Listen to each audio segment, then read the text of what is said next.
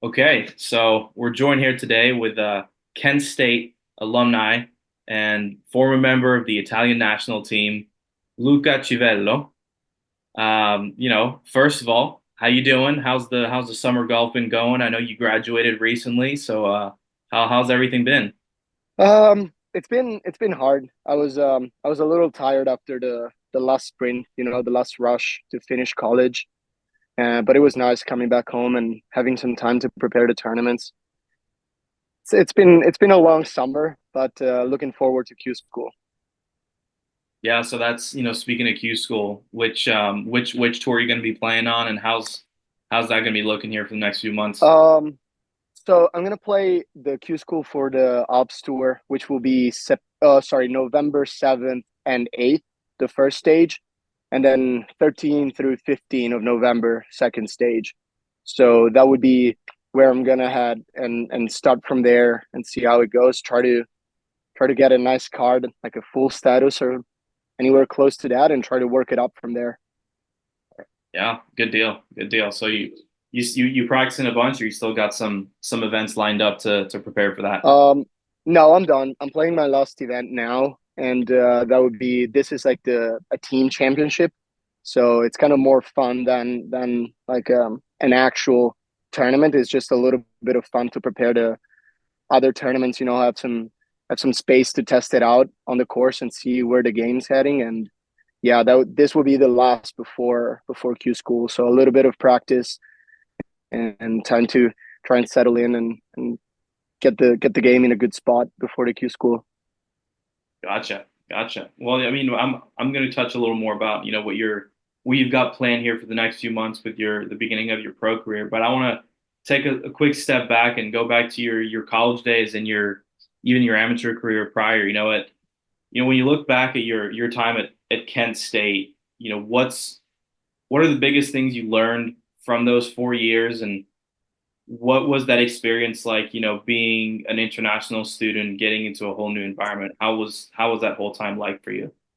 I think it was mostly the toughest things to adapt to was mostly related to the different culture, getting to different food, different habits, time, all the costumes, what you can and cannot say, all those kind of things are the things that are a little bit harder. The way that people dress, talk, all of that was a little bit harder, but it definitely taught me a lot on how to adapt to situations, how to try to get things going my way even when they are not.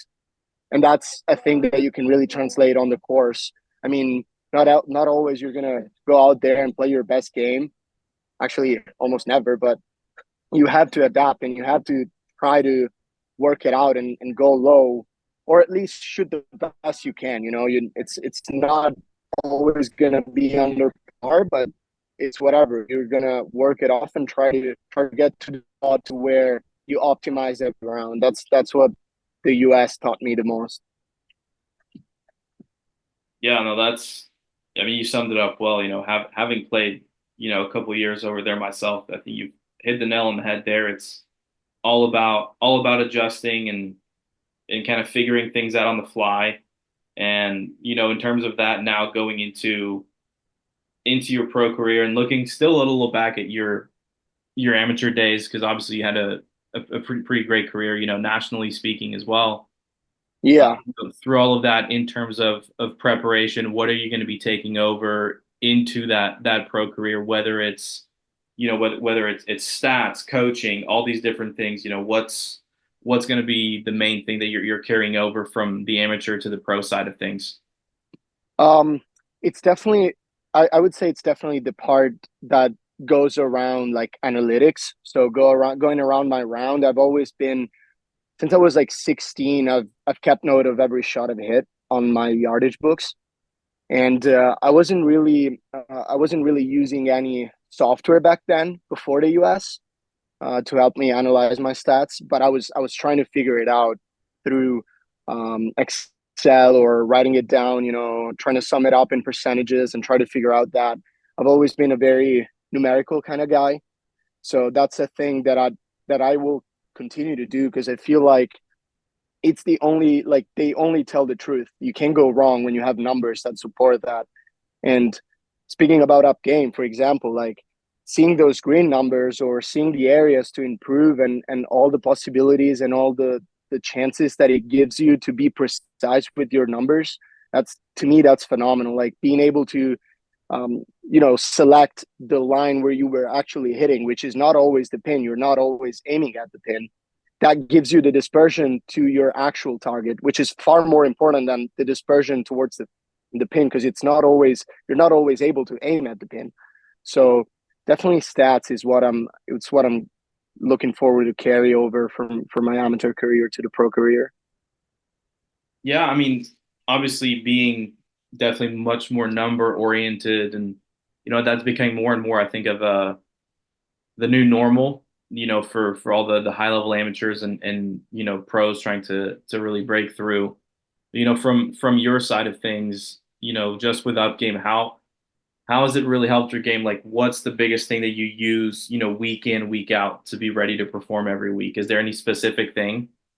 Yeah, we do a lot of challenges, like task-oriented challenges. So we would see after every round what are the areas to improve on, and those would be the goal of some stats and challenges that we will do for the next week. So we will prepare a plan going going forward into the next week. So say I'll play on Sunday, and the areas to improve would be, I don't know, 5 to 7 feet putt. Then that's what we're going to create challenges or around that, and then we're going to work a little bit less on the areas that have been the strength of the game in order to just keep them fresh, like driving or iron game, but focus on what's really on what I'm leaving shots behind on the course. So that's how we use it mostly, and then video analysis a lot as well, because my coach lives far away from my house, so we don't necessarily do that many lessons in person. So videos and screen recording of videos or analysis tool, all of that is very helpful. I love it. You're using all the different functionalities. That's some good Oh stuff. yeah. And Oh yeah, for sure. yeah, so I mean now, yeah, I mean really kind of looking at here the coming year, I would say with you mentioned going to Alps Tour Q school and trying to get that status, what would you say for, going into 2025, what kind of, expectations do you have on your game, whether in terms of performance or in terms of results or even just how you do things, what are you going to be looking at for yourself? Um, I honestly, as of right now, my main goal is just trying to go back and have some fun on the course, which is the part that has been missing a little bit since I went to college in the US. I kind of struggled from my second year to have, like, just go out there and have some fun, which was a thing that I did great back in before the US. So my junior career, and that's when I played my best golf.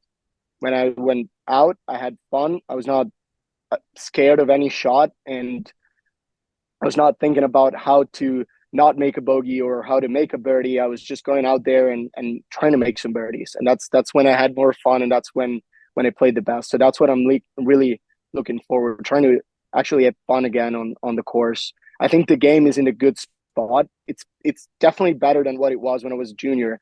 I used to push hook it a lot, and the ball is flies way straighter now, but for some reason I'm not having as much fun. So that that I think is the most important goal that I have for 2025. Just having fun on the course and enjoying what I love doing. So that's it. We'll tell you what, we're really looking forward to seeing how you progress here for the coming year. Best of luck to you for Q School, and we'll be keeping track of everything. And thanks so much for your time. Thank you so much.